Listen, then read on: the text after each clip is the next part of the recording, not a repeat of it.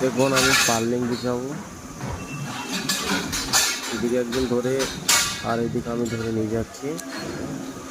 প্রচণ্ড ভারী পার্লিংগুলো, আর অনেকটা হাইট আছে বিল্ডিংটা, প্রায় 22 থেকে 24 মিটার হাইট আছে। এভাবে একটা একটা করে বিছিয়ে তারপরে লাগায়।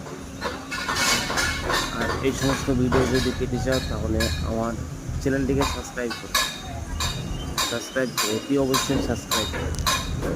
ডেইলি এরকম ধরে একটা করে ভিডিও ছাড়বো।